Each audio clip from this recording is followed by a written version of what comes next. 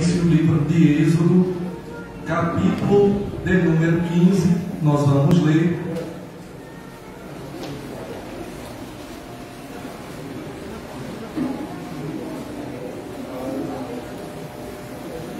Êxodo, capítulo de número 15, nós vamos ler a partir do versículo de número 22. Amém?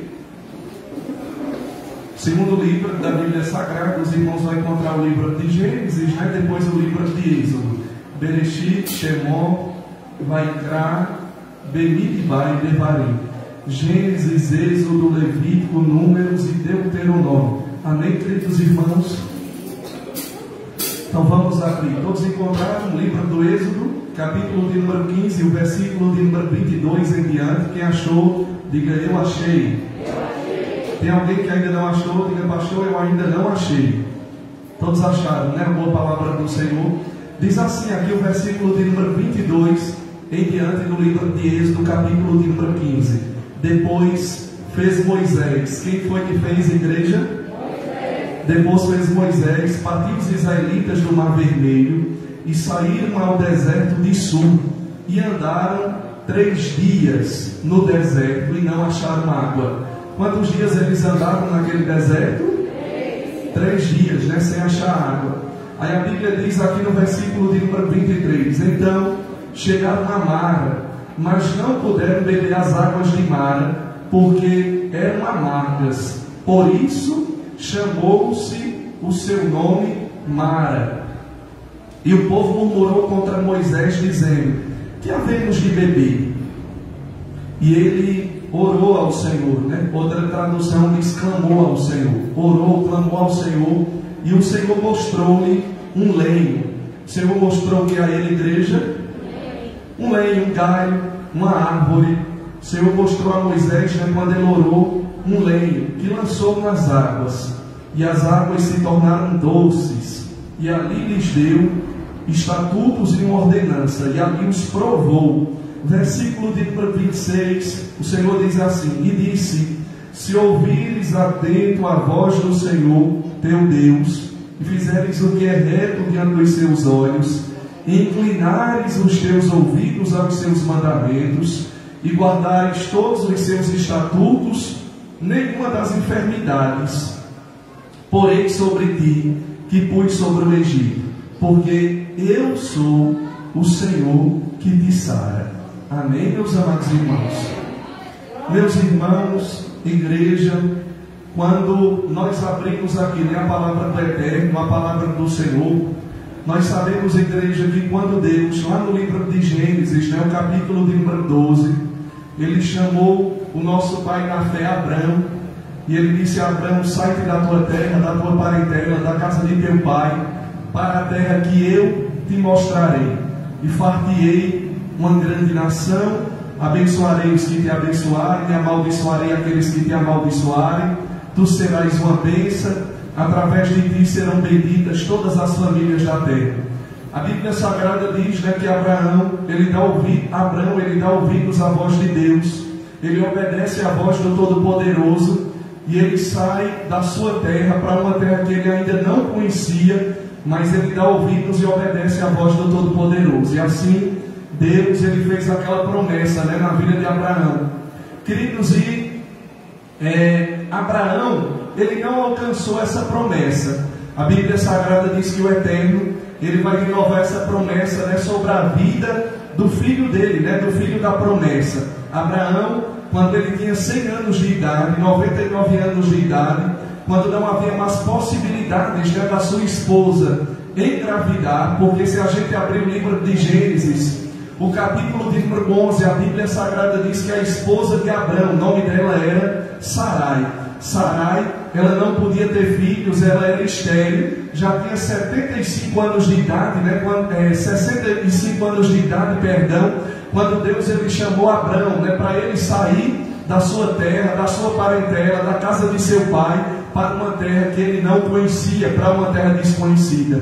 E agora os anos vão se passando, mas Deus, ele faz a promessa a Abraão quando ele tinha 75 anos de idade, dizendo: olhe, através de você serão benditas todas as famílias da terra. Você vai ser uma bênção. As pessoas que te abençoarem serão abençoadas, e as pessoas que te amaldiçoarem serão amaldiçoadas. Abraão, ele não pisa nessa terra prometida, mas a promessa de Deus, ela vai se renovar na vida de Isaac, que ele vai ter Isaac quando ele tinha 100 anos de idade, e a sua esposa, ela com 90 anos de idade, já havia cessado o costume das mulheres.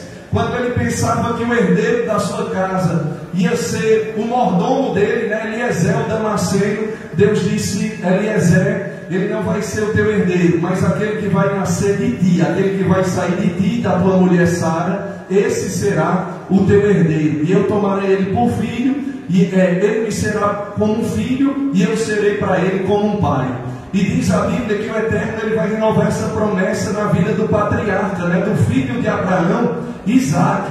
E, queridos, Isaac também, ele não vai ver a terra prometida, mas Deus, ele vai renovar a promessa na vida do filho mais novo, do menor, o filho mais moço de Isaac, chamado Jacó, que mais tarde Deus mudou o nome dele de Jacó para Israel. Jacó, no original, significa aquele que agarra, aquela igreja que você sabe que ele era irmão gêmeo de Esaú. E Esaú, ele nasceu primeiro, mas a Bíblia Sagrada diz que Jacó, ele saiu agarrado no calcanhar de Esaú quando eles estavam para nascer. Então eles colocaram o nome dele de Jacó, que significa aquele que agarra. Existem algumas vertentes que dizem que o nome de Jacó significa suplantador, enganador, aquele que engana. Mas a Bíblia Sagrada diz que Deus, ele vai mudar o nome de Jacó para Israel. Israel significa príncipe de Deus, aquele que lutou com Deus e ele teve vitória. Você conhece a história de Jacó no Val de Jaboque,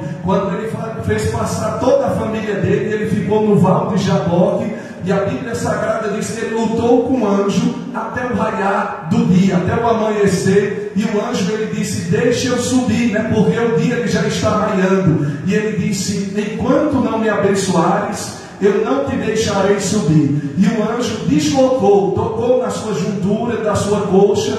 E a Bíblia Sagrada diz que o anjo olhou para ele e disse: como tu te chamas? Ele disse: eu me chamo Jacó. Ele disse: a partir de hoje tu não te chamarás mais Jacó, mas tu te chamarás Israel, porque como príncipe você lutou com Deus e prevaleceu. Então Deus, ele vai mudar o nome de Jacó para Israel, que significa príncipe de Deus. E a palavra vai dizer, igreja, que você vai ver que quando Israel, que quando Jacó, ele teve aquele encontro com aquele anjo durante toda aquela noite, ele lutou com aquele anjo, e ele prevaleceu. Você vai ver que ele entrou ali de uma maneira, mas ele saiu de outra maneira. Por que ele saiu de outra maneira? Porque é impossível nós termos um encontro com Deus e nós continuarmos da mesma maneira. É impossível o homem e a mulher, ele ter um encontro real, um encontro vivo com o Senhor Espírito Santo, com Deus Todo-Poderoso, e ele continua andando da mesma maneira. Ele vinha andando, e a Bíblia Sagrada diz que ele vinha puxando agora de uma perna, porque ele teve um encontro. O anjo, ele tocou na juntura da coxa dele, e ele vinha puxando da perna. Alguém olhou quando ele vinha andando e dizia Jacó, mas alguém olhou também e disse: mas ele está andando de uma maneira diferente, ele está andando diferente. Por quê? Porque Deus, ele tocou na vida dele. E quando Deus, ele toca na vida de um homem, quando Deus, ele toca na vida de uma mulher, aquela pessoa, a igreja, ele passa a andar de uma maneira diferente. Mas aí você conhece muito bem a história. A Bíblia Sagrada, ela vai dizer que Jacó, ele vai ter 12 filhos. Quantos filhos Jacó ele vai ter? 12 filhos. E desses 12 filhos, cada filho vai representar uma tribo dentro de Israel. Rúben, o primogênito, você conhece Isacar, Zebulon, Dan, Naphtali, José, Benjamim, e assim vai, 12 filhos, cada um deles representando uma tribo dentro de Israel. E você sabe que os irmãos Jacó, ele tinha um filho que foi filho da sua velhice. Quando nós abrimos agora o livro de Gênesis, no capítulo de número 37, ele teve um filho, e esse filho era filho da mulher que ele amava. E a mulher que ele amava lhe dá um filho na sua velhice, e ele colocou o nome dele de Yosef. que significa, traduzindo aqui para o nosso português, significa José. Yosef, José. E a Bíblia Sagrada ela vai nos dizer que Jacó, Israel, ele amava José, de maneira que ele vai mandar fazer uma túnica, ele vai mandar fazer uma capa colorida, uma túnica de várias cores, e ele vai presentear aquele filho, porque ele amava a vida daquele menino de uma maneira diferenciada. E ele tinha aproximadamente 17 anos de idade, e ele não trazia uma boa fama dos seus irmãos para o seu pai Jacó, diz a Bíblia Sagrada. E os irmãos dele já não gostavam muito dele, né? Já tinham inveja de José. E quando ele entrega para a vida dele aquela túnica de várias cores, aquela capa de várias cores, a Bíblia Sagrada vai dizer que os irmãos passaram a odiá-lo de uma maneira ainda maior, de maneira que eles já não podiam mais falar pacificamente com a vida de José, de Yosef. Até que você sabe, quando Jacó ele manda José ir em busca dos seus irmãos para trazer notícia deles, para trazer notícia de como estavam os rebanhos, né? Porque eles eram pastores de ovelhas, eles cuidavam do rebanho do patriarca, eles cuidavam do rebanho do seu pai, mas Jacó não confiava plenamente nos outros filhos. Então ele vai chamar José e ele vai dizer: olha, eu quero que você vá aonde os teus irmãos eles estão pastando, e eu quero que você me traga notícia de como é que eles estão, de como é que estão as ovelhas.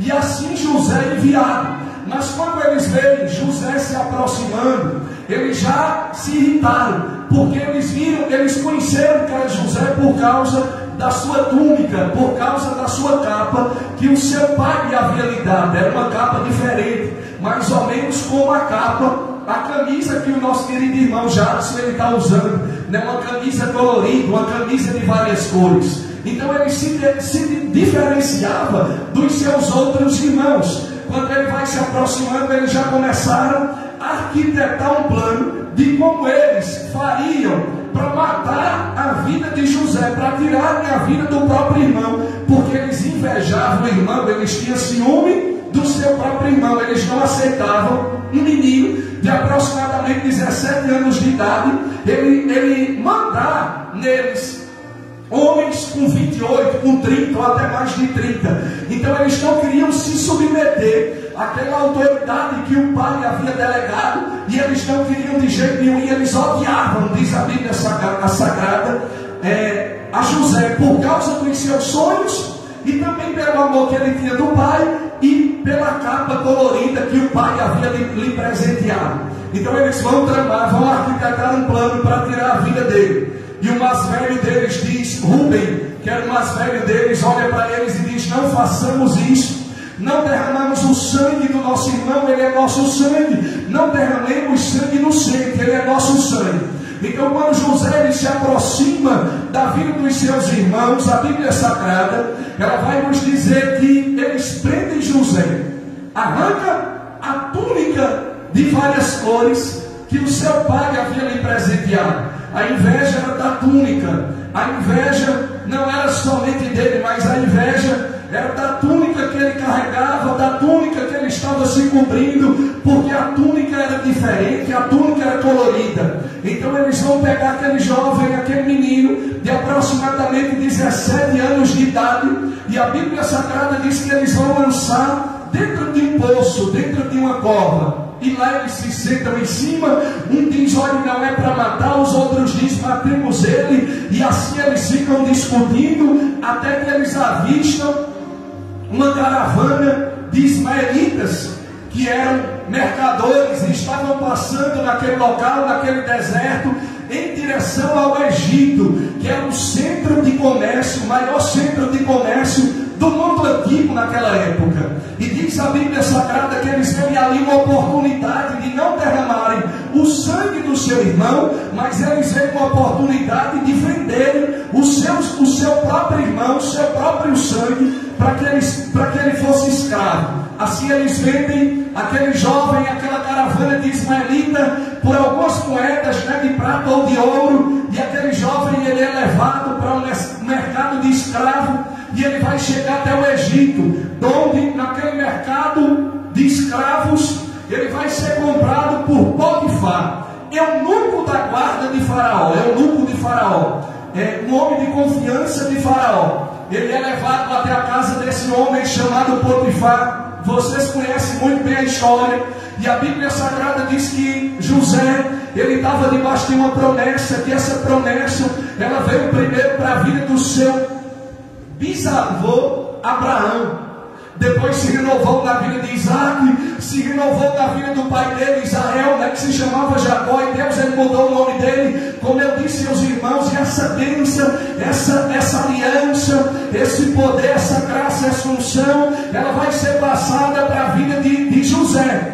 E José, aonde ele ia, ele era bem sucedido, aonde ele colocava a planta do pé dele, Deus ele também colocava, aonde ele colocava a mão dele, o Eterno também colocava, porque ele estava debaixo de uma promessa, ele estava debaixo de uma palavra rema, ele estava debaixo de uma palavra liberada pelo próprio Deus, acerca daquele menino e acerca daquela aliança que ele havia feito com a vida de Abraão, há muitos anos atrás. Então quando ele chega na casa de Potifar no Egito, a Bíblia Sagrada diz que Deus, o Eterno, ele abençoou a casa de Potifar, mas ele não abençoou a casa de Potifar por causa dele, ele não abençoou a casa de Potifar, meus amados irmãos, por causa do faraó no Egito.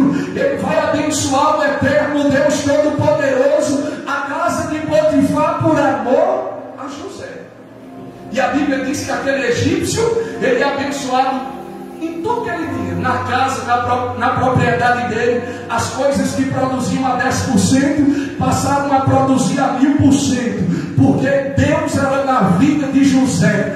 O campo dele passou a prosperar, a casa dele passou a prosperar, as ovelhas, o gado, a plantação dele passou a prosperar, porque a bênção, ela não está em lugares, a bênção, ela mora dentro de mim, ela mora dentro de você. Você pode ir para outra cidade, você pode ir para outro país, mas se a bênção de Deus ela não estiver na minha vida, se a bênção de Deus ela não estiver na sua vida, aonde você for, o problema ele vai lhe acompanhar. Agora, quando a bênção de Deus, quando a aliança de Deus, ela está na vida de um homem, ela está na vida de uma mulher, aonde ele chega, Deus ele abençoa, Deus ele coloca a mão. Amém, amados?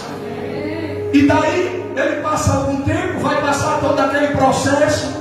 A mulher de Potifar coloca os olhos nele, ele foge do pecado, mas ele é lançado injustamente no cárcere interior. Vai passar alguns anos naquele cárcere, até Deus criar uma situação para levantar a vida de José. José, ele vai se tornar governador do Egito, da nação mais poderosa que havia naquela época. Depois de muito sofrimento, quando ele saiu da casa do pai dele, ele foi vendido pelos seus irmãos. Ele tinha aproximadamente 17 anos de idade, mas quando o faraó colocou ele como governador do Egito, ele já tinha 30 anos de idade. Isso quer dizer, meus amados irmãos, que Deus ele deu um sonho para a vida de José. Deus ele entregou promessas sobre a vida de José, mas aquele sonho que Deus ele tinha para realizar na vida de José, ele não se realizou da noite para o dia, ele não se realizou dentro de um ano. José ele teve que ser provado para depois ser aprovado pelo Deus Todo-Poderoso, porque quando Deus ele tem uma chamada, quando Deus ele tem algo grande na vida de um homem e na vida de uma mulher, primeiro ele prova para depois ele aprovar. Primeiro ele vai experimentar, primeiro ele vai tratar o teu caráter, primeiro ele vai tratar com a tua vida, para depois ele te colocar no lugar de destaque. Ele disse, depois de 13 anos, agora você está preparado para ser levantado e se sentar na cadeira que eu quero botar você. Deus ele vai colocar ele como o segundo homem do Egito. Só era mais poderoso do que José dentro do Egito, o próprio rei do Egito, chamado Faraó. A segunda pessoa do Egito era José. Ninguém fazia nada, ninguém tirava nada de dentro do Egito sem que José lhe levantasse a sua mão. Queridos irmãos, os anos eles vão se passar. Você conhece José, ele vai mandar trazer o seu pai, o patriarca Jacó, Israel, juntamente com os seus irmãos, para a terra do Egito, quando houve aquela grande fome e havia fartura. Graças a Deus e graças ao dom que Deus lhe entregou sobre a vida de José, sobre a vida daquele homem, ele manda trazer a sua família. Quando eles entram dentro do Egito, eles entram com aproximadamente 70 almas. Quantas almas? 70 almas. Morre aquele faraó que conhecia a José e que conhecia a sua família. Morre a geração de José. Mas a Bíblia Sagrada diz que os filhos de Israel, eles se multiplicaram dentro do Egito de sobremaneira. Eles se multiplicaram de uma maneira espantosa dentro do Egito. Eles chegaram com aproximadamente 70 almas dentro do Egito. Mas agora eles se transformaram em uma grande nação e eram de aproximadamente 3 milhões de pessoas dentro do Egito. Será que se multiplicaram? Chegaram 70 e agora tinham quase 3 milhões de hebreus, 3 milhões de descendentes de príncipes, 3 milhões de descendentes de Abraão. Eles estavam lá dentro do Egito. E Deus, como eu disse aos irmãos, há muitos anos atrás, há mais de 400 anos atrás, ele havia falado com Abraão, dizendo: Abraão, eu farei de ti uma grande nação. 70 almas entram dentro do Egito, se multiplicam. A geração de José morre. A geração dos irmãos de José também morre. A geração daquele faraó que temia José também vai morrer e vai se levantar outro faraó, outra dinastia dentro do Egito. E esse faraó que se levanta dentro do Egito, missionária Érica, ele não conhecia o Deus de Abraão, ele não conhecia o Deus de Isaac, ele não conhecia o Deus de Jacó, ele não conhecia o Deus de José. E ele percebeu que os hebreus se multiplicavam de sobremaneira dentro do Egito, de uma maneira tão grande que ele olhou e ele disse: eia, usemos sabiamente para com os hebreus, porque eles já são mais poderosos do que nós. Porque pode ser que vim para a guerra contra nós, eles podem se aliar com o nosso inimigo e pelejem contra nós, e eles vão sair daqui da terra e vão nos destruir. Então, eia, usemos sabiamente para com os hebreus. Alguém olha para Faraó e diz: o que é que você quer fazer com os hebreus? Eles são mais de 3 milhões de pessoas aqui dentro do Egito. O Faraó disse: a partir de agora eles vão ser escravos. A partir de agora eles vão trabalhar debaixo de chibata, debaixo de humilhação, debaixo de sacrifício, vão construir cidades para nós. Eles agora vão bater palha, eles agora vão bater tijolos dentro do Egito, eles vão sofrer. E a Bíblia Sagrada diz que Faraó, ele colocou capatazes sobre os hebreus, e os hebreus agora vão passar 430 anos, aproximadamente 430 anos servindo, sendo escravos dentro do Egito. Mas aquele povo que estava ali no Egito não era escravo. Aquele povo que estava dentro do Egito eram descendentes de príncipes. Olhe para seu irmão e disse: eles eram descendentes de príncipes. Eles estavam como escravos, mas eles não eram escravos. Eles eram povo de Deus. Eles eram a menina dos olhos de Deus. E havia uma promessa, e Deus é Deus de promessa.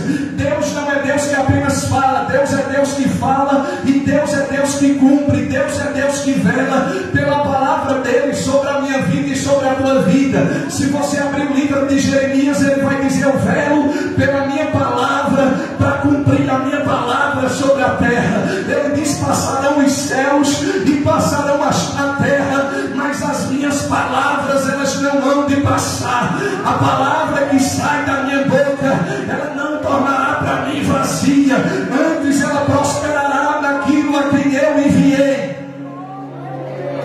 A minha palavra cai por terra, a sua, a de qualquer presidente, de qualquer homem, qualquer mulher cai por terra, mas a palavra de Deus, a palavra que sai da boca do Senhor Jesus de Nazaré, a palavra do Deus Todo-Poderoso, a palavra Senhor, Espírito Santo de Deus, Ele fala, ela não cai por terra, ela se cumpre, quer o homem ou não, quer Satanás ou não, quer o inferno ou não, mas a palavra que sai da boca de Deus, o que está aqui neste livro vai se cumprir, o que está aqui nesse livro tem se cumprido, e nenhuma dessas palavras vão deixar de se cumprir, meus amados irmãos. 400 anos, eles não aguentavam mais, e eles se lembraram da promessa, e começaram a clamar no Egito. Não aguentavam mais a servidão, a humilhação, o sofrimento, e eles se lembraram que eles tinham uma promessa, que eles eram descendentes de príncipes, que eles estavam naquela condição, mas eles não eram para estar daquele jeito. Então a Bíblia Sagrada diz que eles começaram a clamar, eles começaram a dizer: Senhor, o Senhor fez uma promessa na vida do nosso pai Abraão, dizendo que ia levar Abraão para uma terra boa, para uma terra que mana leite, para uma terra que mana mel, e nós estamos aqui nessa escravidão, nós estamos aqui sofrendo, os nossos filhos são escravos, queridos. Todo mundo começou a clamar e pedir a Deus misericórdia, e pedir a Deus graça, e pedir ao Todo-Poderoso que Ele viesse levantar do trono dele, e que Ele viesse resolver aquela causa que eles tinham. E a Bíblia Sagrada diz no Salmo de número 12, o versículo de número 5: por causa da opressão dos pobres e por causa do gemido dos necessitados, eu me levantarei agora. Veja o que é que Deus, veja o que o salmista está dizendo no Salmo de número 12 e no versículo de número 5. Ele diz: por causa da opressão dos pobres e do gemido dos necessitados, eu me levantarei agora e porei em salvo aqueles para quem eles assopram. Queridos, quando você clama de todo o teu coração, quando a igreja ela clama de todo o coração por arrependimento, pela misericórdia de Deus, pela graça de Deus, para que Deus ele se levante, Deus ele não vai virar as costas para o meu clamor, Ele não vai virar as costas para o teu clamor. Quando aquele povo clamou e disse: Deus, nós não aguentamos mais, são 430 anos desse jeito, já faz mais de 4 séculos, nós temos visto o teu povo morrer aqui dentro do Egito. Aonde é que está a tua promessa? Aonde é que está a tua palavra? Aí a Bíblia Sagrada diz que o clamor daquele povo subiu aos céus. O clamor subiu quando as mulheres começaram a chorar, os homens, as crianças, os anciãos, todos eles no mesmo propósito, a oração de concordância, que é muito importante, porque Jesus ele diz: tudo aquilo que vocês concordarem aqui embaixo, eu também vou concordar lá em cima. Tudo aquilo que for ligado aqui na terra também vai ser ligado no céu. Quando eles começaram a orar debaixo do mesmo propósito, o clamor chegou até o trono de Deus, e Deus se levantou. E Deus disse: vou levantar um libertador. Vou levantar o quê?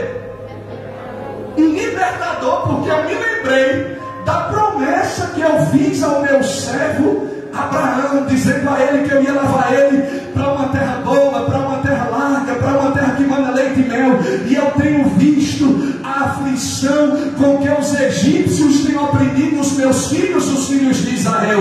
Portanto desci para fazê-los subir a uma terra boa, a uma terra larga, a uma terra que manda leite, a uma terra que manda mel. E a Bíblia Sagrada diz que Deus ele levanta Moisés, tirado das águas, criado na própria casa, no próprio palácio de Faraó. Porque Deus ele é o dono da história, Ele é o dono de todas as coisas. Ele levanta alguém dentro da própria casa de Faraó. E Deus, queridos, Ele vai usar a vida de Moisés com sinais, prodígios e maravilhas dentro do Egito, de uma maneira tão grande, Elias, que a Bíblia Sagrada diz que Deus ele vai mandar 10 pragas sobre o Egito. Quantas pragas? Tira com o braço forte, abre o mar vermelho, o povo passa a pé enxuto. Você conhece a história, quando Faraó e os seus cavaleiros entram dentro do mar para também atravessar. A Bíblia Sagrada diz diz que o Eterno ele fecha o mar novamente. Faraó e os seus cavaleiros, eles se afogaram nas águas do Mar Vermelho, mas o povo de Israel, eles passaram a pé enxuto e eles chegaram do outro lado. E a irmã de Moisés, a profetisa Miriam, ela vai pegar o seu pandeiro, ela vai pegar o seu tamborim, e do outro lado, juntamente com as outras mulheres, elas começaram a cantar e a clamar e a dançar na presença de Deus, dizendo: só o Senhor é Deus, só o Senhor é Deus, o Senhor triunfou, o Senhor triunfou. Você pode olhar para o irmão que está do seu lado e diga para ele: só o Senhor é Deus. Aleluia.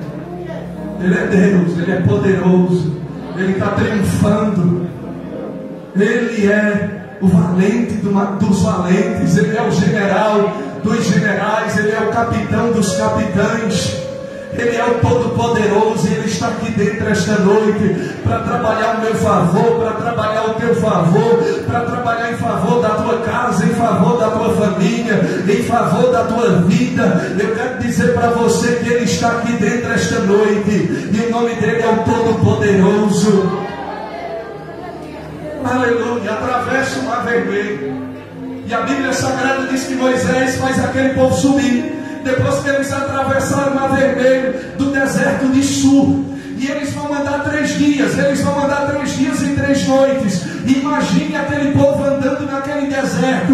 Nós sabemos que durante o dia no deserto, o sol ele ultrapassa mais de 50 graus, sim ou não? É insuportável o calor do deserto.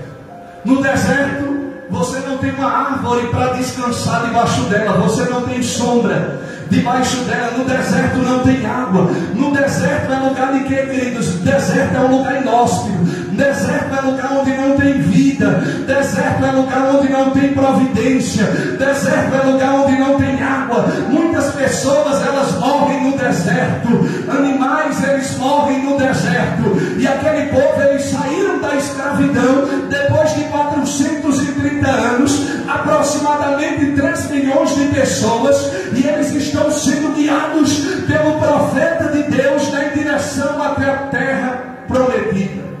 E eles estão andando agora, imagina, 3 dias e 3 noites, sem água. A comida provavelmente havia acabado, eles estavam sedentos, os animais enfraquecidos, o gado, as coisas estavam enfraquecidas, as crianças chorando, o povo chorando, as mulheres sem ter água para beber. De repente eles vão chegar diante nós podemos dizer, de um açude. Eles vão chegar em um local onde eles viram ali tipo um oásis naquele deserto, e eles vão beber daquela água depois de 3 dias sem beber, que foi o texto que nós acabamos de ler. E a Bíblia Sagrada diz que quando eles beberam daquelas águas, eles não puderam beber delas. Quando eles colocaram a água na boca, todos eles sedentos, todos eles enfraquecidos, querendo água. E quando eles encontram aquele poço, quando eles encontram aquela água, eles colocaram na boca, mas não puderam beber aquela água, porque as águas elas eram amargas. As águas eram o quê? Amargas. As águas não eram uma água boa para beber, boa para o consumo.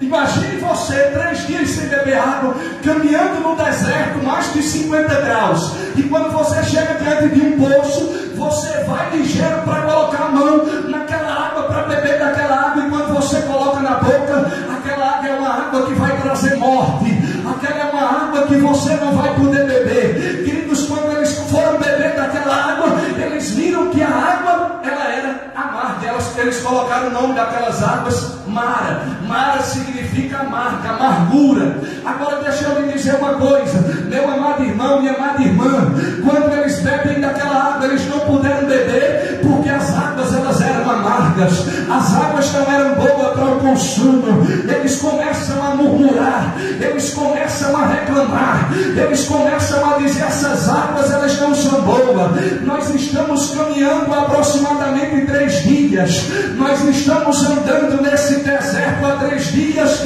e quando nós vamos beber da água, a água ela é amarga, a água ela é imprópria para o consumo humano. Essa água traz morte. Eles começaram a murmurar, contra o profeta, contra a vida de Moisés.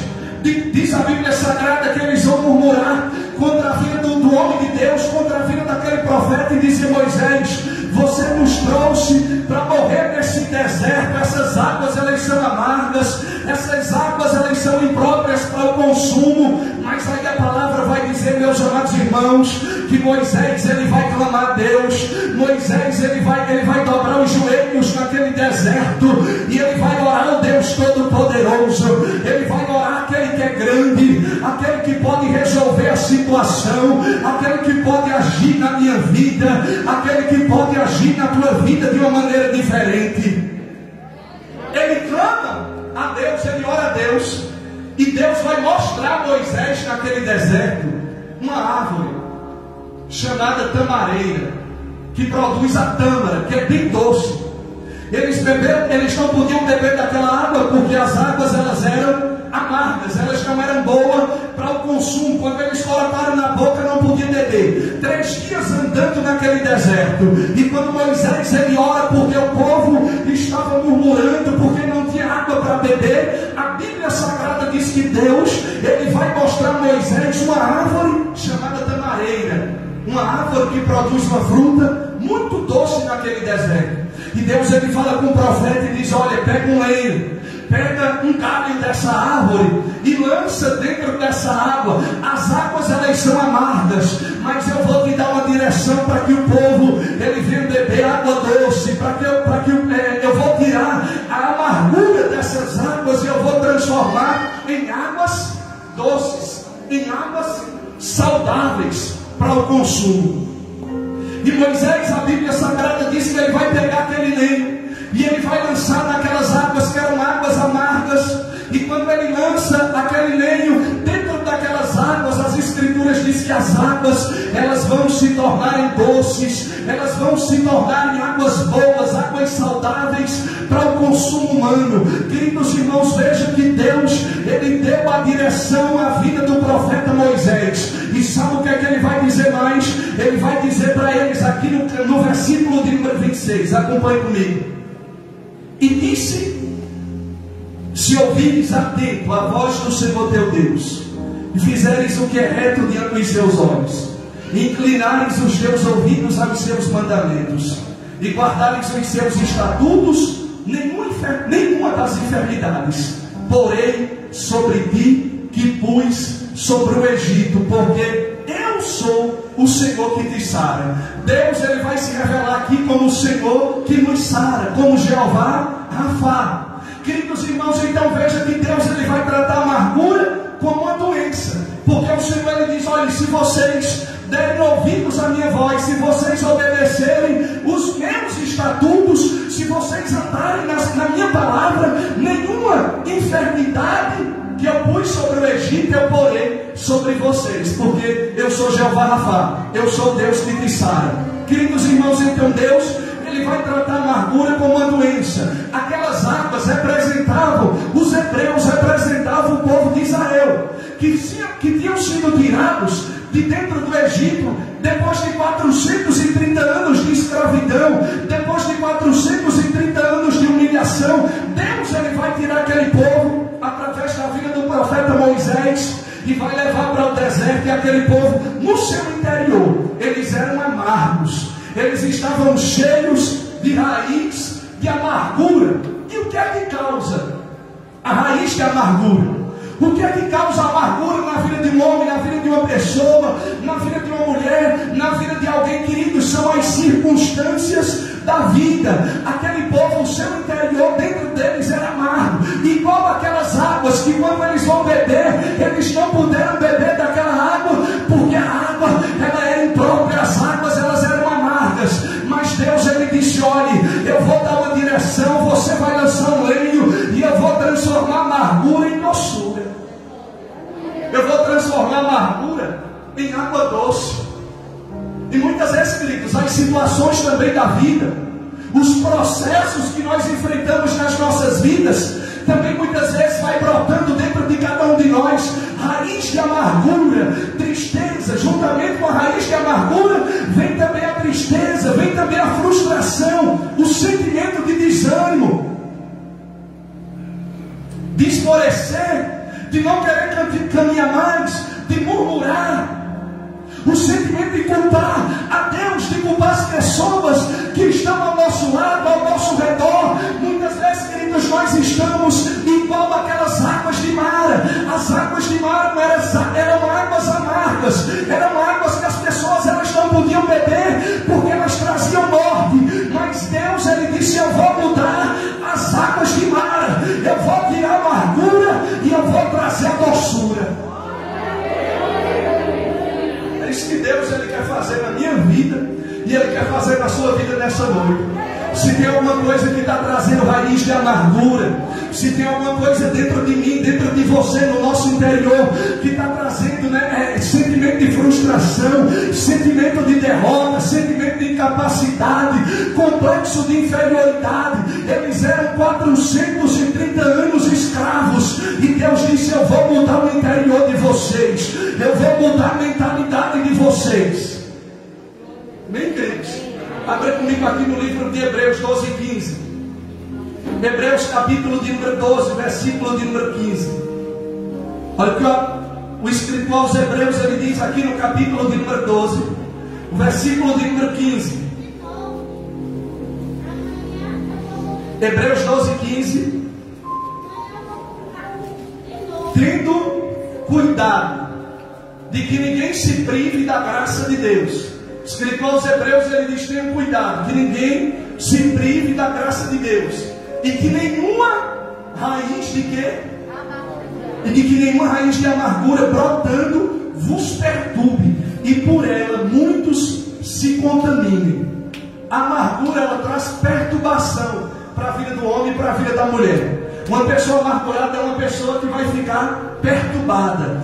E a amargura, ela não só contamina apenas uma pessoa, mas a Bíblia Sagrada diz que muitas pessoas podem ser contaminadas pela raiz de amargura. Então Deus, Ele transformou as águas amargas em águas doces. O que é que dentro do nosso interior está amargo? Eu quero dizer para a igreja que o Espírito Santo de Deus, Ele quer transformar a amargura em doçura. Nessa noite Ele quer curar traumas.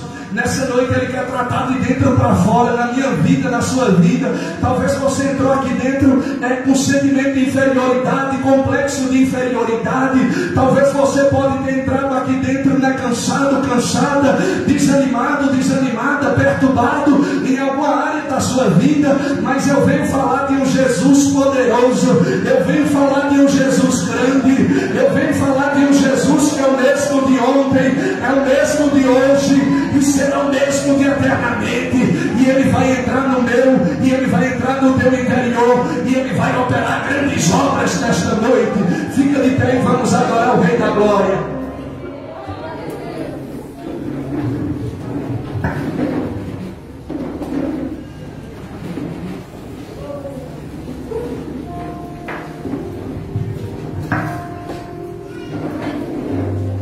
Boa noite, igreja. Nós vamos entrar na presença do Senhor, mas eu convido você, antes de nós louvarmos, a abrir sua Bíblia lá no livro de Romanos, capítulo de número 11, versículo de número 33.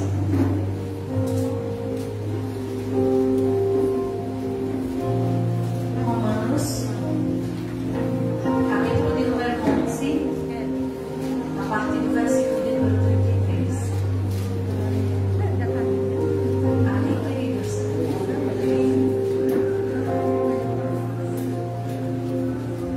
Esperamos que nos encontrarmos e relaxar. Deus é bom. Amém?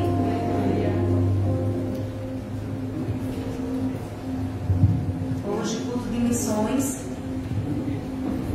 E esses versículos são louvor a Deus, aqui no livro de Romanos. Amém? Que diz assim: ó profundidade das riquezas, tanto da sabedoria como do conhecimento de Deus. Quão inexplicáveis são os seus juízos, e quão insondáveis são os seus caminhos. Pois quem conheceu a mente do Senhor? Ou quem foi o seu conselheiro? Ou quem primeiro deu alguma coisa a Deus para que isso lhe seja restituído. Porque dele, por meio dele e para ele são todas as coisas. A ele seja a glória para sempre. Amém.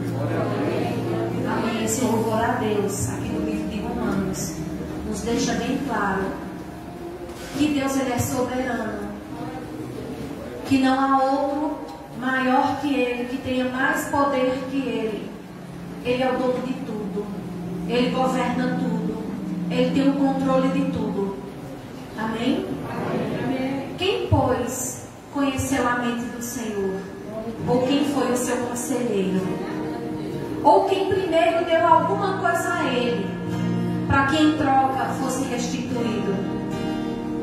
Nenhum de nós fizemos nada, nem temos nada ao nosso Deus, mas ele nos conhece, ele sonda os nossos corações, e antes que eu e você existisse, ele já sonhava comigo e com você. Nós não somos obra do acaso, nós somos a obra-prima do Senhor. Amém? Então que você possa fechar os teus olhos e você possa louvar ao Senhor comigo nessa noite. Amém? Oh, profundidade das riquezas, da sabedoria e do conhecimento de Deus. Quão insondáveis são os teus juízos, quão impenetráveis os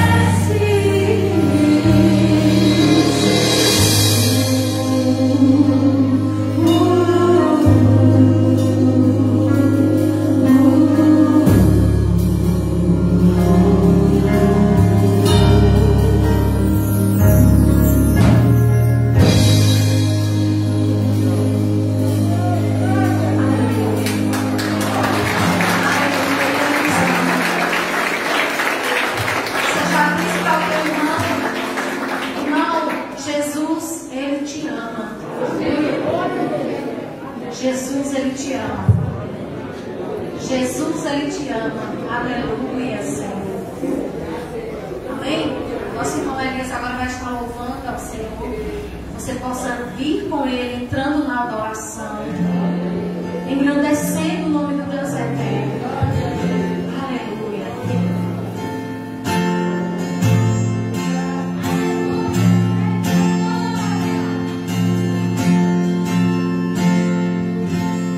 Você clamou, você pediu, tanto insistiu, precisando da resposta.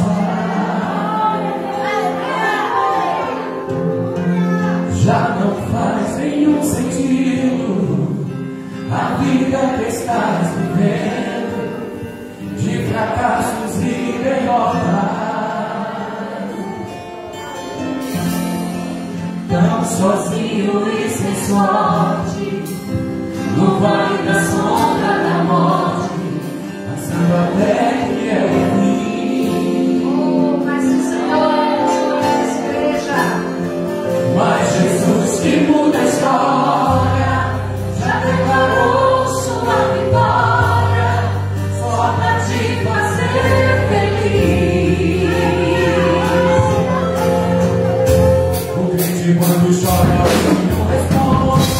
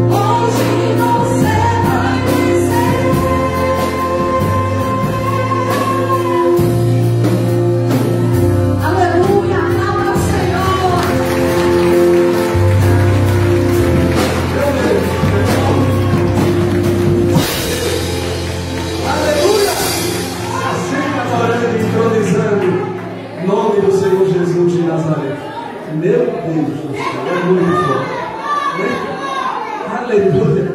A muralha tem que cair. Amém, queridos irmãos, igreja? Deus abençoe o nosso ministério de louvor, a vida da pastora, a vida da Eveline, a vida do nosso irmão Levita Elias também. Deus abençoe a vida do nosso maestro Anderson. Deus abençoe também a vida do nosso baterista Jean. Nosso grupo de louvor é bênção de Deus. Amém, queridos? Meus irmãos, mais uma vez, boa noite a todos. Boa noite a todos. Paz seja convosco.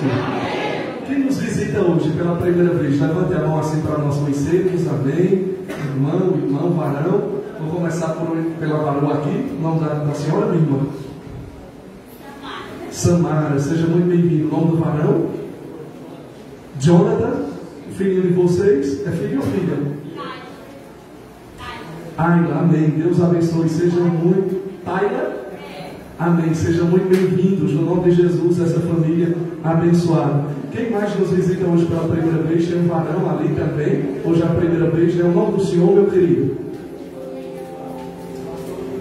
Pastor Gilmar, seja muito bem-vindo. Deus abençoe, pastor, no nome de Jesus de Nazaré. Irmã Valéria, também a primeira vez. Deus abençoe, Valéria. Seja muito bem-vinda também no nome do Senhor Jesus de Nazaré. Prazer você estar aqui adorando. Queridos, mais alguém nos visita hoje pela primeira vez? Levante a mão assim para nós conhecermos. Tem mais alguém? Não? Então nós vamos contar até 3 e nós vamos dar um seja bem-vindo, bem forte, né? Louvando a Deus por essa família, louvando a Deus pela vida do pastor que está aqui também, adorando e bendizendo o nome do Senhor conosco e a vida da irmã Valéria. Amém, amados? Quando eu contar até 3, a igreja vai dar um seja bem-vindo bem forte. 1, 2, 3. Seja bem-vindo, Meus irmãos, misericórdia. Se vocês não querem que os irmãos voltem, né? Vamos lá de novo agora, bem forte. 1, 2, 3. Seja bem-vindo em nome de Jesus. Pode ser que cada família inteira. Se é verdade, nós aplaudimos o Pai, o Filho e o Espírito Santo de Deus. Deus abençoe grandemente a vida de cada um de vocês. É um prazer, uma honra nós estamos adorando juntos nessa noite ao Rei, nosso Senhor e Salvador Jesus de Nazaré. Quero convidar a missionária Lúcia, ela vai deixar algo da parte de Deus para a igreja. Logo depois dela, a missionária Érica também vai estar deixando uma saudação para a igreja. E assim nós vamos continuar adorando e bendizendo o Senhor Jesus de Nazaré. Boa noite, igreja. Paz seja convosco. É motivo de alegria estar na casa do Senhor, glorificando o nome dele, dizendo que ele é grande, que ele é e que ele faz. Hoje foi forte.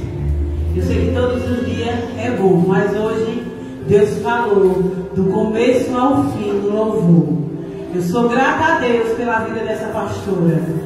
Eita, eu estou aqui. Eu pedi um sinal a Deus.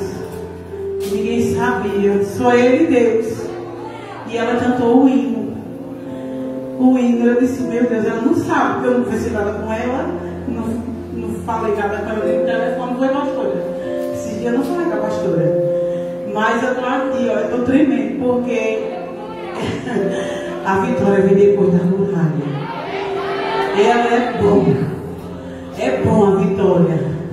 Eu sei que às vezes nós passamos momentos difíceis, mas Deus diz que no mundo terá aflições, mas de bom ano, que a gente vai vencer. Vou deixar lá no livro de Jeremias 23, versículo 5 diante, que diz a palavra do Senhor para mim e para você nessa noite. Creia, Deus está neste lugar. Ele foi o primeiro a chegar à igreja. Glorifique o nome dele. Quando você dá glória, Deus quebra as barreiras, as muralhas, os terrores do cadeado. Não é diferente, igreja. Deus, ele é o mesmo de hoje, de amanhã e de sempre. Ele está aqui, igreja, para você glorificar o nome dele, dizer que ele é grande. Ele diz que a vitória vem depois da muralha. Acredite, passe a muralha, porque está chegando a tua vitória. Ele diz assim: eis que vem dias, diz o Senhor, em que levantarei a Davi um renovo justo, sendo rei, reinará, prosperará e praticará o juízo e a justiça na terra. Nos seus dias Judá será salvo, Israel habitará seguro, e este será o nome Josué e Arão: o Senhor, justiça nossa. O Senhor, justiça nossa. Ele canta as beiras. O Senhor está chegando, igreja. Ele é justiça. Aguarda, porque Ele está chegando. Ele vai fazer muito mais daquilo que você está pedindo e pensando, igreja. Espera você. Ele diz: eu estou chegando, diz a minha igreja. Aguarda, sou surpresa dentro de surpresa. Quem estiver ligado no trono vai sair daqui de parte de vitória, porque aquilo que você está pedindo, o Senhor vai fazer, igreja. Amém? E eu agradeço a essa gente boa oportunidade de dar um Amém. Deus abençoe. Entregar o missionário. Pode entregar a missionária Helena, deixar algo da parte de Deus para a igreja, e logo depois a diaconisa Crislane também vai estar deixando algo da parte de Deus. Aleluia. Aleluia. Bênção da igreja, a paz seja convosco. Amém. Aleluia. Glória a Deus.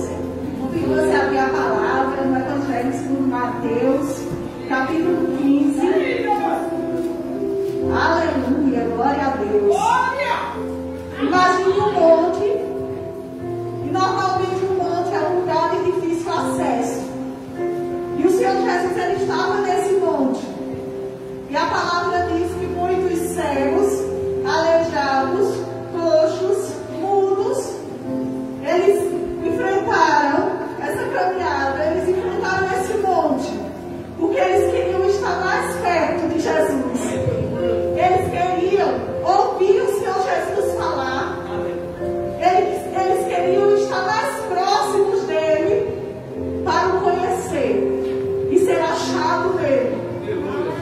E ali, a palavra diz que o Senhor Jesus, ele se encheu de compaixão pela multidão. Ele se encheu de compaixão por cada vida que estava ali.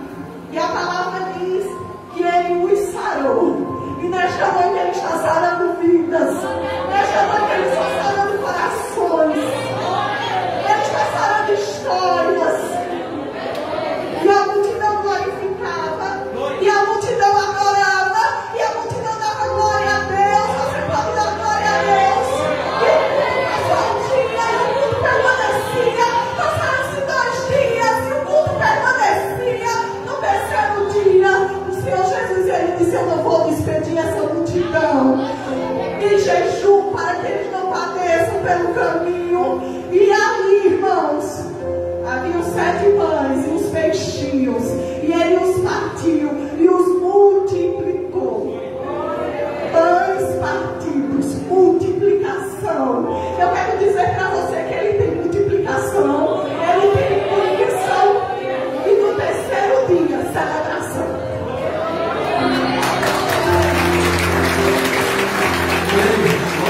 Deus abençoe. Em nome de Jesus de Nazaré, pode vir também a nossa diaconisa Crislane.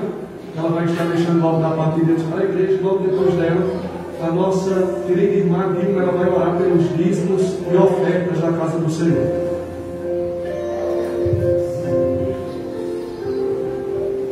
Boa noite, igreja. Mas seja convosco. Convido os irmãos para a sua Bíblia no livro de Salmo 37, o 5. Aleluia. Louvado seja o teu nome, Senhor.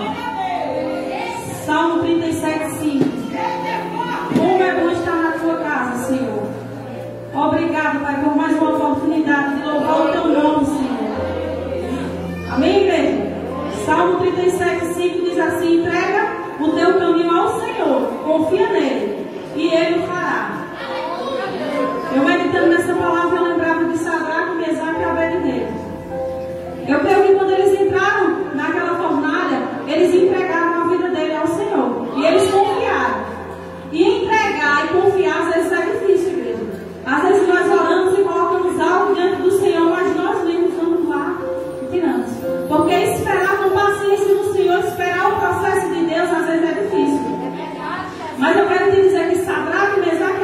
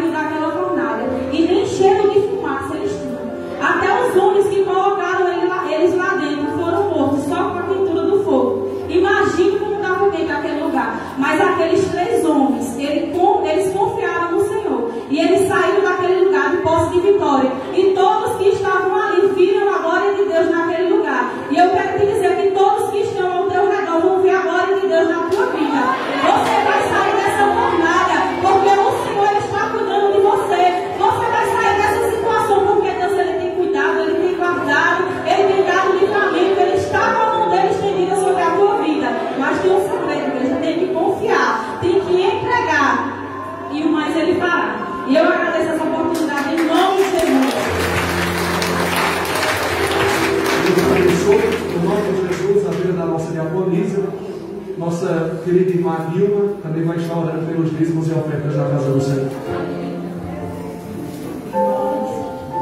Peguem seus dízimos, suas ofertas e vamos mais uma vez agradecer ao Senhor.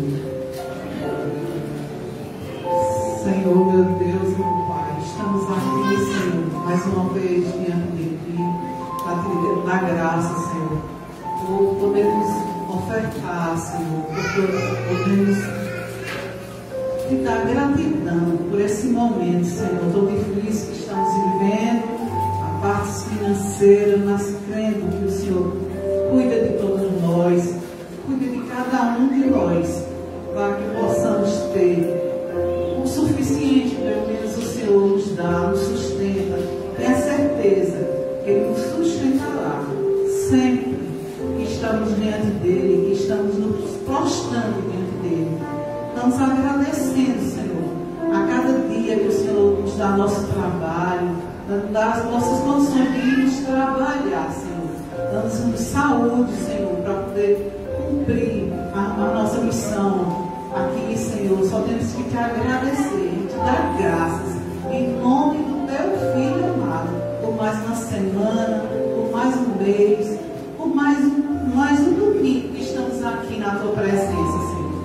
Só temos que te agradecer e te dar graças em nome do Teu Filho amado, Jesus. Amém. Amém. Deus abençoe a vida da nossa irmã Nilma, nosso diácono Elias, nosso cooperador Cristiano, que estão passando a salva, que o Eterno abençoe grandemente em nome de Jesus de Nazaré. Meus irmãos, sem perda de tempo, eu quero convidar a igreja mais uma vez a abrir comigo a Santa Palavra do Senhor na primeira epístola paulina à igreja de Corintos. Você vai abrir comigo no capítulo de número 14 e nós vamos ler alguns versículos da Palavra do Senhor. Primeira epístola do apóstolo São Paulo à igreja de Corintos, capítulo de número 14. Nós vamos ler o versículo 1, depois nós vamos ler o versículo de número 3, amém? E assim nós vamos ler alguns versículos da palavra do Deus Todo-Poderoso. Todos acharam a santa palavra? Quem achou, diga eu achei. Tem alguém que ainda não achou, diga eu ainda não achei, pastor. Deus abençoe o dízimo do nosso diácono Elias Paulo da Silva. Deus abençoe o dízimo também do nosso querido diácono José Paulo. Dízimo do nosso diácono José Paulo. Deus abençoe também o dízimo da nossa irmã Eduarda Lawane Ramos Lima. Deus abençoe o dízimo da diaconisa Crislane Alexandre Alves.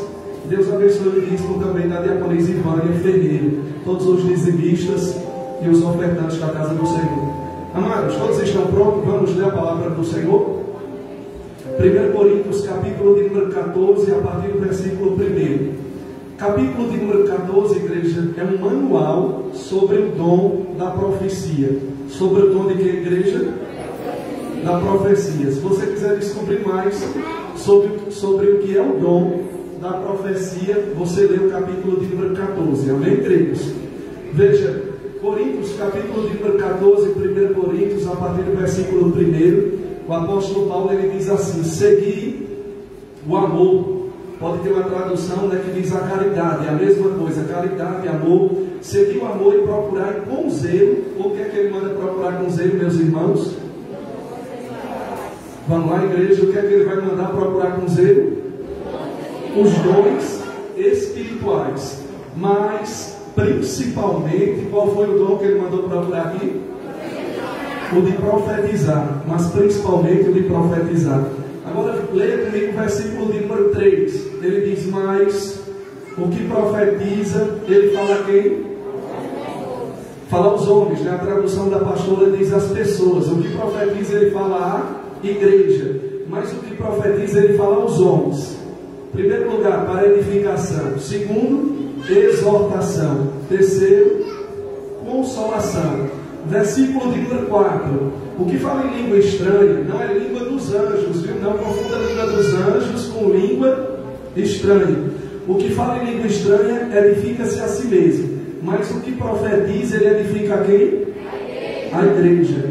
E eu quero que todos vós faleis em línguas estranhas, mas muito mais que profetizeis, porque o que profetiza é maior do que o que fala em línguas estranhas, a não ser que também interprete, para que a igreja receba edificação. Meus amados, abra comigo também aqui o versículo de número 22 em diante. Ele diz assim, fala um pouco de eco agora, como esse ditado. Amém. 1 Coríntios, capítulo de número 14, versículo de número 22 também. Ele diz, de sorte que as línguas são um sinal, não para os fiéis, mas para os infiéis. E a profecia não é sinal para os infiéis, mas para os fiéis. Versículo de número 24. Mas se todos profetizarem, e algum douto ou infiel entrar, de todos é convencido e de todos é julgado. Os segredos do seu coração ficarão manifestos. E assim, lançando-se sobre o seu rosto, adorará a Deus, publicando que Deus está verdadeiramente entre vós. Aí, leia também comigo o versículo de número 31, que ele diz assim, porque todos podereis o que ele diz? Porque todos podereis profetizar, uns depois dos outros, para que todos aprendam e todos sejam consolados. Versículo de número 32, os espíritos dos profetas estão sujeitos aos profetas. Não é o Espírito de Deus, é o Espírito do profeta. Ele está sujeito ao profeta. Versículo também de número 39. Ele diz, portanto, irmãos, procurai com zelo profetizar, e não proibais o falar em línguas. Amém? Meus amados irmãos, hoje eu quero falar aqui um pouco com a igreja. Eu já abordei outras vezes esse assunto, mas eu quero falar um pouco com a igreja, né, sobre o dom da profecia. Amém, queridos? E eu quero trazer em primeiro lugar o que não é profecia, que muitas vezes, né, as pessoas elas confundem. Vou dar um exemplo, né, a profecia e igreja com predição. E nós temos que entender que uma coisa era profecia no Antigo Testamento e outra coisa é a profecia no Novo Testamento. Amém, queridos irmãos? A profecia no Antigo Testamento, ela tinha predição, né?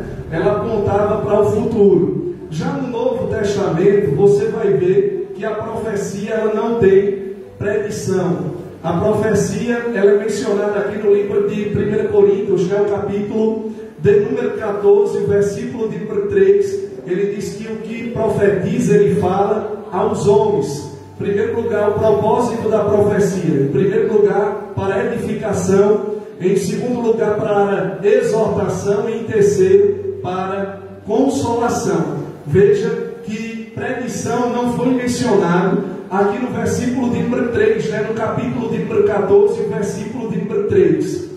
Profecia também, muitas vezes o dom da profecia, ele é confundido com pregação. E profecia não é pregação. Amém, queridos irmãos?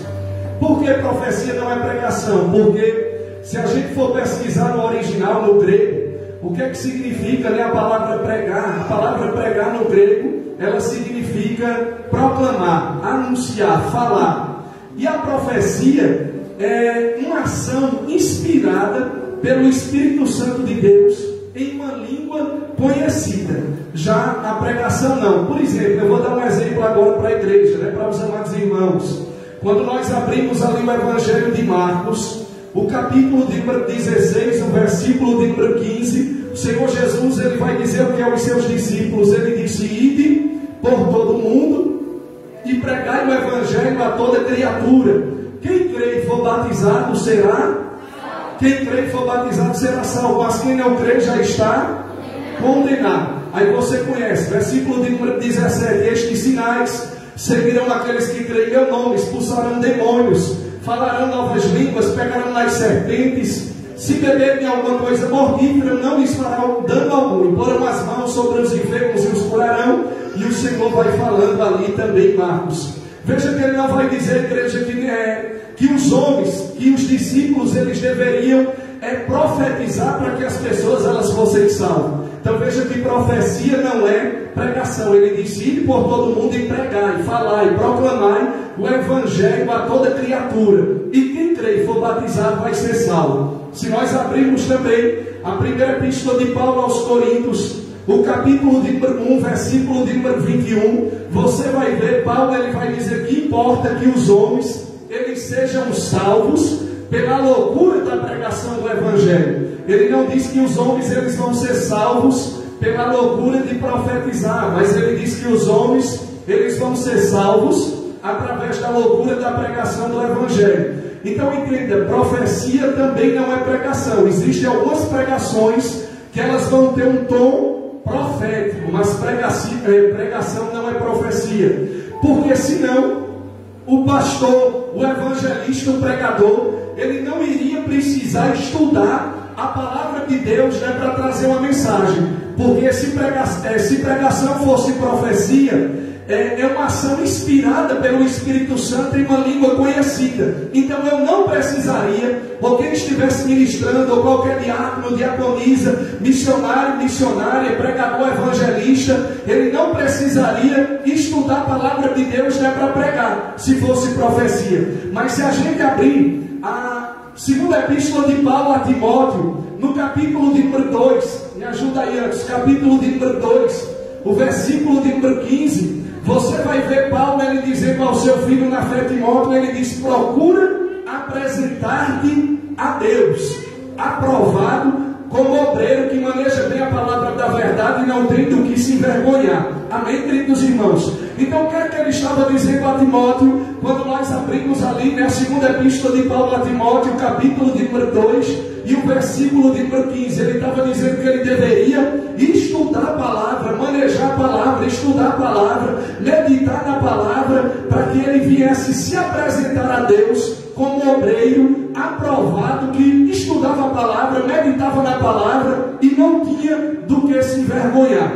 Então a profecia no Novo Testamento é um pouco diferente do dom da profecia no Antigo Testamento. A profecia do Novo Testamento, em primeiro lugar, ela não tem predição. Em segundo lugar, a profecia do Novo Testamento, ela não é pregação. Pregação é uma coisa, profecia é outra coisa. Outra coisa que eu também quero dizer aos irmãos: a profecia no Novo Testamento, ela não vai trazer condenação para a minha vida nem para a sua vida. A profecia no Novo Testamento, ela não vai trazer acusação para a minha vida nem também para a sua vida. A Bíblia Sagrada está dizendo aqui qual é o propósito da profecia no Novo Testamento. 1 Coríntios capítulo de número 14, versículo de número 3, ele vai dizer: mais o que profetiza, ele fala aos homens. Primeiro propósito, para edificação. Segundo propósito, para exortação. E terceiro propósito, para consolação. Então a profecia ela não vai trazer acusação. Só que muitas vezes, né, as pessoas elas podem até ter o dom da profecia, podem até fluir no dom da profecia, mas se você não souber usar da maneira correta aquele dom, você não tiver, igreja, uma maturidade para usar aquele dom, você pode usar ele de uma maneira incorreta. Amém, queridos irmãos? Então a profecia ela não vai trazer acusação, ela não vai trazer condenação sobre a vida de ninguém, porque quando nós abrimos a Bíblia Sagrada aqui no livro de 1 Coríntios, né, capítulo de número 14, a partir do versículo 1, você vai ver o apóstolo São Paulo ele dizendo assim: segui o amor e procurai com zelo os dons espirituais. Seguir o amor. Se a gente abrir o capítulo de número 12, porque o capítulo de número 14, minha querida irmã Dilma, diaconisa Zenilda, ele é uma continuação do capítulo de número 12. Você vai ver ele dizer: seguir o amor e procurar com zelo os dons espirituais. Quantos são os dons espirituais? Nós falamos sempre aqui na igreja.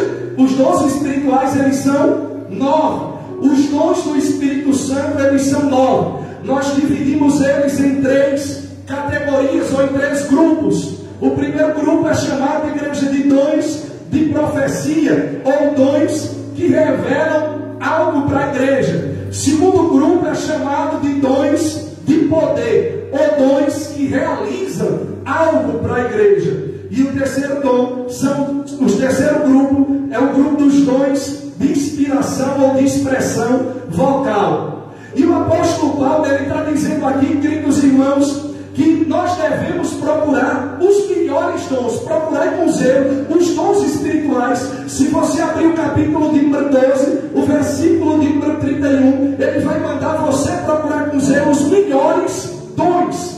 Do primeiro grupo, que é o grupo dos dons que revelam alguma coisa, nós sabemos que são três: palavra da sabedoria, palavra do conhecimento e o dom de discernimento de espírito. Qual é o maior dos três do grupo dos dons que revelam alguma coisa? A palavra da sabedoria. Dos dons de poder, que são os dons que realizam algo, que nós sabemos que é o dom da fé especial. Os dons de curar, o único dom que é no plural, que ele diz dons de curar, e o dom de operação de milagres, o dom de operação de maravilhas. Qual é o maior dos três? O dom da fé especial. E dos dons de inspiração, que é a terceira categoria, o dom de profetizar, o dom de variedade de línguas e o dom de interpretação das línguas. O maior deles é o dom de profecia, dessa terceira categoria, porque ele diz que o que profetiza é maior do que o que fala, do que o que fala em que a igreja, do que o que fala em línguas, a não ser que o que fala em línguas ele também interprete, para que a igreja venha a ser edificada. Então, línguas com interpretação equivale ao dom de profecia. Aquele que profetiza é maior do que aquele que fala em línguas estranhas. Então você vai ver que existem dons que são melhores do que os outros. E o apóstolo São Paulo, ele nos encoraja a procurar com zelo os dons espirituais. Aqui no capítulo de número 14, o versículo capítulo de número 14, versículo 1: segui o amor e procurai com zelo os dons espirituais. Agora, o que é que antecede os dons espirituais? Ele vai mostrar. Ele diz: eu vos mostrarei um caminho ainda muito excelente, um caminho ainda mais excelente, que é o caminho do amor. Porque não adianta eu ter dom e eu não ter amor. Eu tenho que primeiro ter o amor, para depois eu buscar os dons, para que eu não venha colocar as coisas a perder. Amém, queridos irmãos? Por isso que no capítulo de número 13, a partir do versículo 1, ele diz: ainda que eu tivesse, ainda que eu falasse na língua dos homens e na língua dos anjos, e não tivesse amor, eu seria como o metal que soa e como o sino que tine. Ainda que eu tivesse o dom de profecia e conhecesse todos os mistérios, o dom da ciência, ainda que eu tivesse uma fé tal que ela transportasse os montes, mas se eu não tivesse amor, eu nada seria. Então o amor deve anteceder a busca pelos dons do Espírito Santo. Por isso que ele começa dizendo no capítulo de número 14: segui o amor e procurai com zelo os dons espirituais, mas principalmente o de profetizar. Então o dom de profecia, no terceiro grupo, dos dons de expressão vocal ou dos dons de inspiração, o dom de profecia é o maior dom. E ele está encorajando a igreja de Corinto a buscar esse dom. Agora, por que ele está encorajando? E sabe outra coisa também que as pessoas elas confundem muito, e eu sempre digo aqui na igreja: as pessoas elas confundem o dom da profecia com o ofício do profeta. E nem todo mundo que tem o dom da profecia, ele está no ofício do profeta. Uma coisa é eu fluir no dom da profecia, e outra coisa é alguém estar no ofício do profeta. Amém, queridos irmãos? Para alguém estar no ofício do profeta, ele precisa ter o dom da profecia e pelo menos 2 dos 3 dons que revelam alguma coisa para a igreja, que é o dom da palavra da sabedoria, o dom da palavra do conhecimento e o dom de discernimento de espírito. Então, se a pessoa tem o dom de profecia e pelo menos 2 dos 3 dons de revelação, o qualifica a estar no ofício do profeta. Agora, uma coisa é você ter apenas o dom da profecia e outra coisa é o ministério do profeta. que é um ofício, é um chamado. Efésios capítulo de número 4, a partir do versículo de número 11. A Bíblia Sagrada diz ele mesmo: deu uns para apóstolos, e outros para profetas, e outros para evangelistas, e outros para pastores e mestres, querendo o aperfeiçoamento dos santos para a obra do ministério, para a edificação do corpo de Cristo, até que todos nós cheguemos à estatura de Cristo, para que a gente não seja mais levado por todo vento de doutrina. Então nós temos que entender algumas coisas que não são profecia. Primeiro, profecia não é mencionada com predição. Segundo, profecia não é pregação. A pregação, eu volto a dizer, algumas pregações ela tem um tom profético, um impacto maior na vida de uma pessoa, na vida de um homem, na vida de uma mulher. Terceira coisa, nós não podemos confundir o ofício do profeta com o dom da profecia. Quarta coisa, a profecia ela não vai trazer condenação para a minha vida, ela não vai trazer acusação para a minha vida. Por exemplo, você vê, a pessoa ela pode até ter o dom da profecia, mas muitas vezes ela está usando de uma maneira errada. Chega perto de outra pessoa e ela diz: eis que eu te digo, se tu não te ajeitar, o anjo do Senhor, a espada ela vai descer aqui na tua frente, vai arrancar o teu cabelo, vai arrancar o teu dedão, vai fazer isso na tua vida. Em vez da pessoa ela vir para a presença do grande, ela vir para a presença do Deus Todo-Poderoso pelo amor, essa pessoa vai vir pelo medo da condenação. E a profecia ela não vai trazer condenação para a minha vida. Deus não é Deus de confusão, Deus é Deus de ordem, Deus é Deus de paz. Deus não vai liberar uma profecia para deixar você quieto, para deixar você preocupado em tempo de enlouquecer a cabeça. A profecia ela não vai trazer condenação. Muitas vezes as pessoas chegam e querem trazer palavra de morte. Eis que a vassoura vai passar, eis que isso, que aquilo, que acolá. Se tu não fizer isso, tu vai morrer. A sepultura ela está aberta, e isso e aquilo não. A profecia não é isso. O ofício do profeta, Deus ele pode mostrar algumas coisas através dos dons de revelação. Palavra da sabedoria que aponta para o futuro. Palavra do conhecimento que aponta o presente e o passado. Discernimento de espíritos que permite o profeta enxergar no mundo espiritual. Anjos, demônios, o mundo espiritual aberto. Amém, queridos irmãos?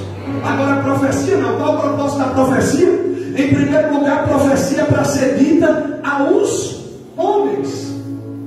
A profecia não é para ser dita para Deus. Por exemplo, eu chego aqui, eu digo, olho para cima e digo: eis que eu te digo, profetizando para Deus. Se a profecia é para ser dita para os homens, eis que eu te digo, se você não resolver o meu problema, eu vou sair da tua casa em tantos dias. Eis que eu te digo, se você não fizer isso por mim, eu vou sair da tua presença. Não, a profecia não é para ser dita a Deus, a profecia é para ser dita aos homens. E qual o propósito dela? Em primeiro lugar, trazer edificação para a igreja.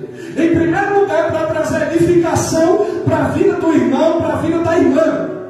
O que é edificar? Edificar significa construir algo dentro de você. Significa, queridos, recarregar algo que está se acabando dentro de mim, dentro de você. Quando esse dom está em operação na vida de alguém e a palavra vem, veja, ainda que seja uma palavra dura, ainda que seja algo, mas você vai ver que é Deus ele tratando com a sua vida.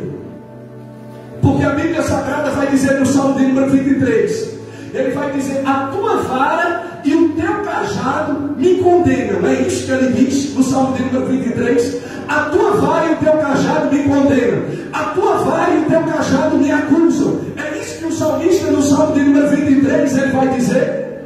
Não, ele vai dizer: a tua vara e o teu cajado me consolam. Ainda que seja uma exortação, ainda que seja algo que venha ser um cajado, uma vara, mas vai trazer consolo para a minha vida, vai trazer consolo para a minha alma. Então, em primeiro lugar, a profecia é para edificar. Edificar é construir alguma coisa. Quando você vai levantar uma casa, primeiro você vai fazer o alicerce e você vai começar a colocar ali tijolo por tijolo. Você vai colocar o cimento e você vai levantando. Você está edificando alguma coisa. Você está construindo alguma coisa naquele lugar. Do mesmo jeito é a profecia. A profecia é para lhe edificar, lhe levantar. Segundo lugar, a profecia é para exortar. Exortação. O que é exortação? Exortação no original, no grego, é parakaleo. Parakaleo significa trazer para perto, não é afastar, não é colocar para longe, não é se o irmão chegou na igreja, muitas vezes cansado, muitas vezes enfrentando um problema dentro da sua casa, muitas vezes enfrentando um problema dentro do casamento, muitas vezes enfrentando um problema com o filho, com a filha. A profecia, quando ela vem, quando o dom está fluindo, ele não vai afastar a pessoa de Deus, ele vai trazer para perto do altar. E nós ganhamos muitas pessoas para Cristo, mas nós também afastamos muitas pessoas da presença de Deus. Nós ganhamos muitas almas, mas muitas vezes nós estamos também colocando as almas para fora da presença de Deus. E a profecia é para trazer para perto do altar, chamar a pessoa para perto da presença de Deus. Quando ela vem primeiro, ela vem para edificar. Em segundo lugar, ela vem para trazer exortação. Se está longe da presença de Deus, através desse dom maravilhoso, através dessa inspiração maravilhosa, o Espírito Santo, ele vai trazer aquela pessoa para perto da presença do grande, para perto da presença do Todo-Poderoso. Aquela pessoa, ela vai se quebrantar, aquela pessoa, ela vai se arrepender dos seus pecados e ela vai voltar para a presença do grande. Em terceiro lugar, a profecia, ela vai trazer consolo, consolação. Entrou triste, quando recebe uma palavra profética, uma profecia, alguém fluindo no dom da profecia, aquela pessoa que entrou triste, entrou desanimada, entrou caída, entrou cabisbaixo, ele vai se levantar, ela vai receber o consolo na alma dela. E se estava triste, a tristeza ela vai sair. Se estava preocupado, a preocupação ela vai bater em retirada. Se estava com alguma coisa trazendo amargura, trazendo inquietação, quando a palavra profética é liberada, aquela angústia ela vai bater em retirada, aquela tristeza vai bater em retirada, e o nome do Senhor Jesus de Nazaré, ele vai ser glorificado. A profecia também, quarto lugar, ela revela o coração, o segredo dos homens. Nós lemos aqui no livro de 1 Coríntios, o capítulo de número 14, a partir do versículo de número 25: os segredos do coração ficarão manifestos, e assim, lançando-se sobre o seu rosto, adorará a Deus, publicando que Deus está verdadeiramente entre vós. Amém, queridos? Então, esse é o propósito do dom da profecia. Existem pelo menos 3 fontes da profecia: o meu ego, o ego do homem, Satanás, muitas vezes o espírito familiar e o Espírito de Deus. Amém, amados? Amém. Então nós temos que ter muito cuidado. O nosso ego, o Satanás e o Espírito de Deus. Fique de pé para a gente encerrar, em nome de Jesus.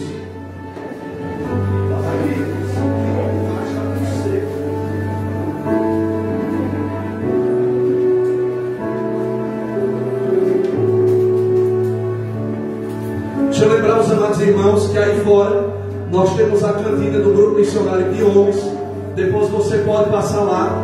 Hoje é torta, tem torta de prestígio, torta de maracujá, refrigerante também. Então depois você pode passar lá e comprar, no nome de Jesus de Nazaré. Eu quero orar pela vida de Genaílda, está fazendo aniversário hoje. Vem cá para a gente orar pela sua vida. Quem mais fez aniversário que a gente ainda não cantou parabéns? Tem mais alguém para a gente cantar parabéns? Vamos orar pela vida dela e cantar parabéns. Tem mais alguém que fez aniversário? Jéssica? Não? Irmã Luísa, mas ela não está, né? Natália também fez aniversário, mas ela não está. Quantos anos, minha filha? 15? 16? Então nós vamos cantar parabéns também para a Natália e orar por ela daqui. E Vânia também. Vem, Vânia, para cá para a gente cantar parabéns. Genaílda está fazendo aniversário hoje, né, Genaílda? Amém, 16 anos, que bênção. Está ali a mãe dela, sua irmã. Amém, que bênção. Deus abençoe essa família no nome de Jesus de Nazaré. Genaílda é bênção, está chegando agora na igreja, mas chegou para somar uma bênção. Cadê a diaconisa Ivânia? Amém, Ivânia? Vem não?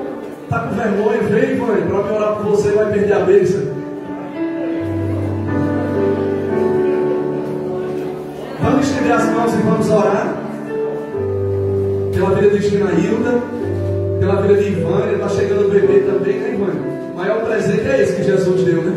O bebê chegando para a glória de Deus. 15, Ivânia, também. Amém. Então, estenda as mãos aqui sobre a vida de Ivânia, sobre a vida de Genaílda, sobre a vida de Natália. Ela também está chegando. Amém, Natália. Glória a Deus. Natália é 16, que é maior, né, Natália? Então, glória a Jesus. Estenda as mãos sobre a vida delas. Pai querido, Pai amado, nós, como a tua igreja, queremos te apresentar a vida de Genaílda, a vida da nossa querida diaconisa Ivânia. Nós te apresentamos também a vida da irmã Natália, Pai, que estão completando mais um ano de vida, Deus. Eu oro juntamente com a tua igreja para que a tua mão poderosa, a tua boa mão de Deus esteja sobre a vida delas, que o Senhor possa visitá-las com saúde, com paz, que elas cresçam na tua graça e no teu conhecimento, que o Senhor possa realizar o desejo do coração de cada uma delas, de acordo com a tua boa, perfeita e agradável vontade. Em nome de Jesus de Nazaré, nós abençoamos a vida delas para a glória de Deus.